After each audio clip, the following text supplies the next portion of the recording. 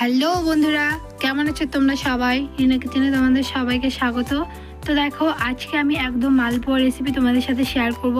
তো দেখো, এখানে প্রথমে একটা ছোট বাটিতে এখানে আমি দুধ নিয়েছি, তারপরে এখানে পরিমাণ মতন চিনি দিয়ে এখন আমি গ্যাসের দুধটা বসিয়ে দিয়েছি। এখন আমি ভালো করে দুধটাকে 2-1 মিনিট ভালো করে জাল দিয়ে নেব। তো দেখো, দুধটা এখন জাল হয়ে গেছে, তো এখন দুধটা আমি নামিয়ে নেব। তো এখন একটা বড় গামলাতে একটু দুধগুলো আমি ভালো করে ঢেলে দেবো। দেওয়ার পর এখানে দেখো দুধগুলো, তারপর এখানে দিয়ে দেবো পরিমাণ মতন সুজি। তো এখানে পরিমাণ মতন সুজি দিয়ে দিচ্ছি, দেখো। তারপর এখানে দিয়ে দেবো চালের গুঁড়ো, একটু একটু করে দিব আর একটু করে ঘুটবো। তো এখন সুজিটা দিয়ে একটু নাড়াচাড়া করার পর এখন আমি চালের গুঁড়োগুলো দিয়ে দিচ্ছি।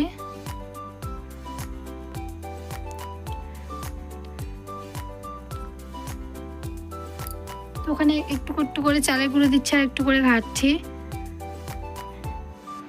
তো এখন নাড়াচাড়া করে দেখো, এখন আমি এখানে দিয়ে দেবো সামান্য পরিমাণে আটা, গমের আটা। তোমরা চাইলে যে কোনো আটা দিতে পারো, প্যাকেটের আটা হোক, গমের আটা হোক, তোমরা যা পারো তাই দিব, কারণ আটাটা দেওয়ার কারণ নরম হবে, ওই জন্য।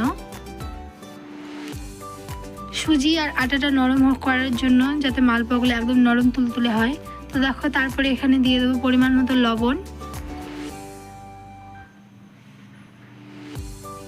তো এখানে তারপরে একটু সময় ঘেটে এখন দিয়ে দেবো কালো জিরে। তো এটা আমি চিনি দিয়ে বানাচ্ছি, তোমরা চাইলে গুড় দিয়েও বানাতে পারো চিনির বদলে। তো দেখো, একদম ঘন করে ব্যাটার একটা তৈরি করতে হবে, পাতলা রাখলে হবে না।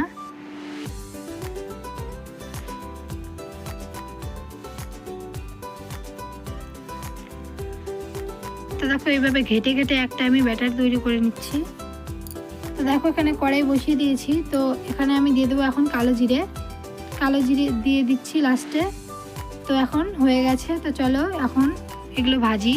তো তার জন্য দেখো, কড়াই তো বসিয়ে দিয়েছি, তোমরা তো দেখতেই পেলে। তো কড়াই গরম হয়ে গেলে এখন আমি তেল দিয়ে দেবো।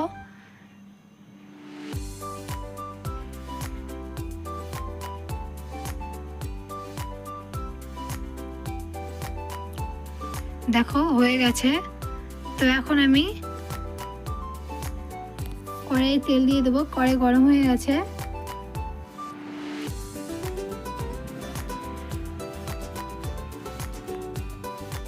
তো এখন কড়াই তেল গরম হয়ে গেছে, একটু ঘেটে দিয়ে দেখো, এখানে আমি একটা ছোট বাটির সাহায্যে এরকম করে দিয়ে দেবো।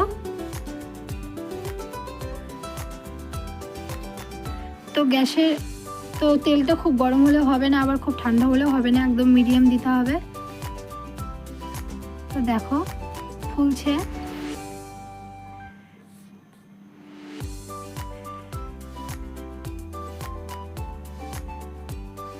তো দেখো কি সুন্দরভাবে ফুলে উঠেছে, তোমরা তো দেখতেই পাচ্ছ। দেখো একদম নরম তুলতুলে লুচির মতো, কেউ বুঝতেই পারবে না যে এটা মালপোয়া। দেখো একদম নরম তুলতুলে আর একদম ফুলকোর মতো মালপোয়া।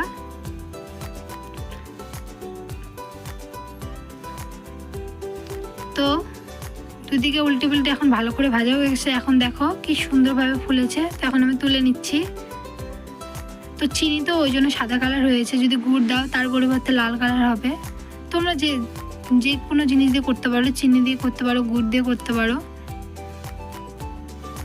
দেখো দেখো কি সুন্দরভাবে ফুলে উঠছে। তো চলো একে একে সবগুলো আমি ভালো করে ভেজে নেই।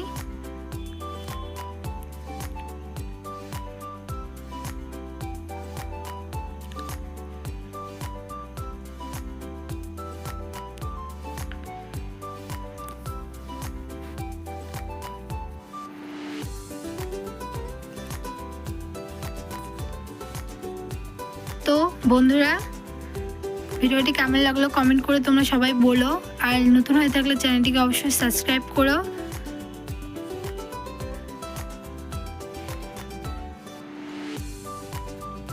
তো চলো একে একে সবগুলো মালপোয়া ভালো করে ভেজে নেই। তো সবাইকে ধন্যবাদ, সবাই ভালো